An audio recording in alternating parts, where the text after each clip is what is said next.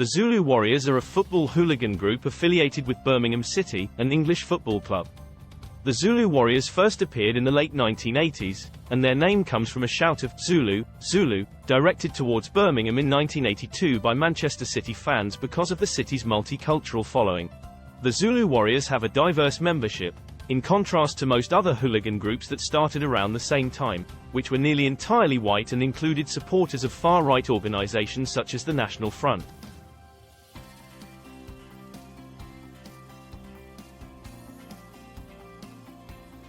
The fans of fellow Birmingham team Aston Villa FC are their biggest adversaries, and there have been several violent fights between the two clubs before, during, and after the Birmingham derby. It's important to realise that Birmingham had major hooligans before the Zulus came along, and I have witnessed at first hand what a frightening place their ground and surrounding areas could be in the late 70s and early 80s before the Zulus came about. Their Tilton Road was a massive side bank that housed both home and away supporters. It was obvious that trouble would ensue, and many battles took place on this stand. My own team were always fighting in this space before the Blues police and owners took control and placed away fans in their own area, probably in the mid-80s. The Zulu Warriors have also seen offshoot gangs created such as the Brew Crew and the Junior Business Boys. They have featured in the 2005 film Green Street. The match shown in the film is supposedly between West Ham United FC and Birmingham City, with a fight after the match between the Zulu Warriors and the Green Street Elite, GSE, the name used in the film for the intercity firm, ICF. The Zulus were also featured in a minor role in the 1989 film, The Firm. The Zulu Warriors have also been featured in the documentary series The Real Football Factories on Bravo. The Zulus always maintain that they are defenders of their city. They are known to clash in particular with Millwall, Stoke City, Aston Villa, Wolverhampton Wanderers, West Bromwich Albion, Cardiff City and West Ham United. Special mention to One-Eyed Baz, who died suddenly in March 2022. A very much respected leader of the famous Zulus. The 56-year-old, who lost an eye as a child, featured in Danny Dyer's Real Football Factories documentary in 2006. Baz turned his life around to become a film star, mentor and dedicated charity worker, actively leading work across the Midlands to combat homelessness and knife crime. I have a Zulu timeline of over 40 years with over 500 events, but I selected some of the notorious ones here. I know you guys love the footage, but I just can't find much footage for the Zulus. I will add more footage if I find it later on. Most of the later events are covered by video, so please continue to watch. Some of their well-known incidents include 1977 Birmingham v Spurs. Over 300 Blues fans run riot after the game, attacking away fans, police and throwing bricks and stones at coaches. £6,000 damage done and 18 arrests. 1978 Birmingham v Leeds. Blues fans attack police lines with missiles. 15 arrests. 1978 Birmingham v Chelsea. On a bright Saturday afternoon in Birmingham, just a few weeks into the soccer season, London's Chelsea team, known for its boisterous fans, is playing an away match in the Midlands city. The Football League had ordered that Chelsea's away games be strictly ticket-only affairs, with local police alerted. However, fighting breaks out, with tragic consequences. Vernon Brown, a 21-year-old black factory storekeeper, is killed in a skirmish on the way to the match when he is crushed under the wheels of a double-decker bus. 1978 Birmingham v Liverpool. 5 police injured, 30 fans injured and 48 arrests as rival fans clash. Various missiles were used in the aggro, including darts, stones, bricks, bottles and coins.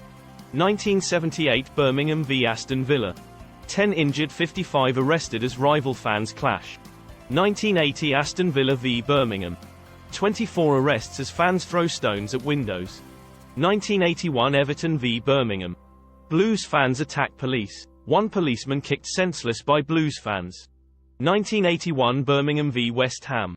Pitch invasion as rival fans clash on pitch, 30 arrests. 1982 Birmingham v Aston Villa.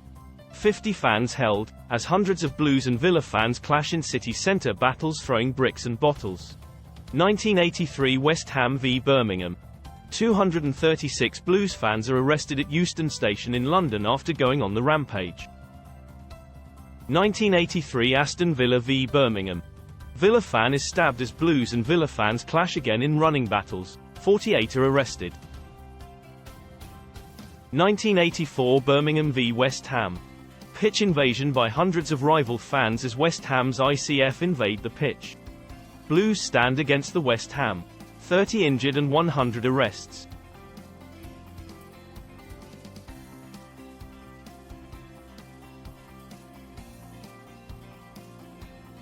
(1984) Birmingham v Leeds. Hooligans from both clubs invaded the pitch. The police tried to restore order on the pitch with horses. In total 145 policemen were injured, and 125 fans were arrested. At least 50 fans had to go to hospital. Tragically, 15-year-old Ian Hambridge lost his life after being crushed by a falling wall. 1986 Birmingham v Man United. 500 rival fans clash at New Street Station. After game, police make 40 arrests as fans throw bricks and bottles at each other. 1986 Stoke v Birmingham.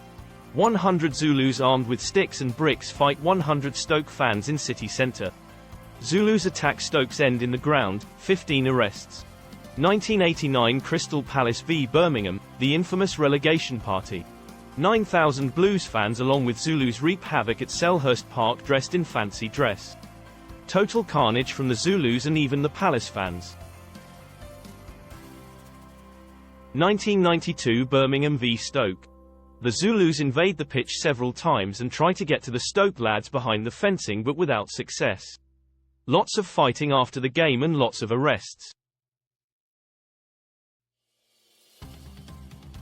2000 Birmingham v Wolves. 100 rival fans clash armed with bricks, bottles, clubs, and petrol bombs. Before game, after game Blues fans pelt Wolves fans with bricks, 17 Wolves fans are injured in the fighting. 2002 Battle of Rocky Lane. The scuffle was reportedly a pre-planned brawl involving Blues thugs known as Zulus and Aston Villa thugs known as Villa Hardcore. It was the worst soccer violence in Birmingham in several years, with roughly 200 hooligans participating.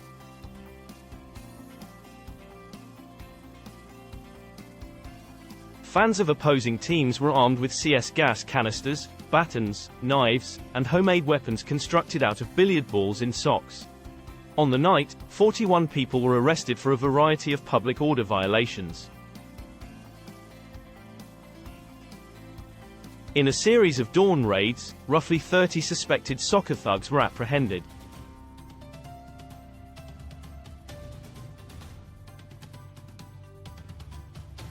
/ 2002 Millwall v Birmingham. During the playoff semi-final at Millwall in May 2002, violence erupted after the game. Sergeant Russell Lamb of the Metropolitan Police Service, a veteran of the May Day and poll tax riots, described this as the worst violence he had ever experienced.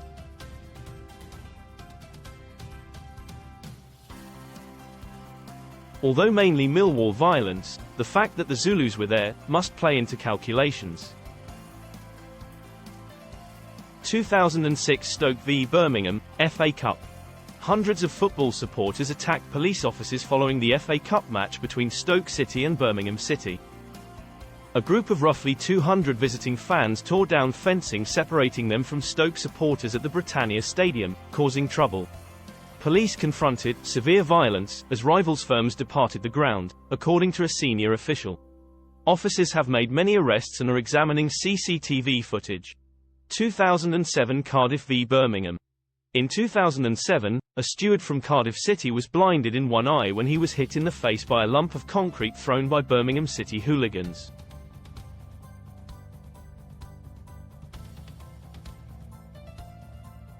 Five Birmingham hooligans were jailed for up to 8 months and one given a suspended sentence for their part in violence at a match.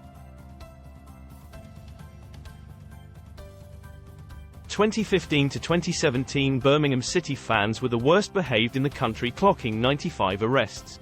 Since 2017 there have been sporadic incidents involving the Zulus, but not only are the police on top of the incidents, the press try to play incidents down. Let's face it, with CCTV and banning orders, football hooliganism is a mug's game. Don't do it. The old days are long gone. Thanks for watching. Please subscribe as it helps our channel grow and allows us to bring you better videos in the future.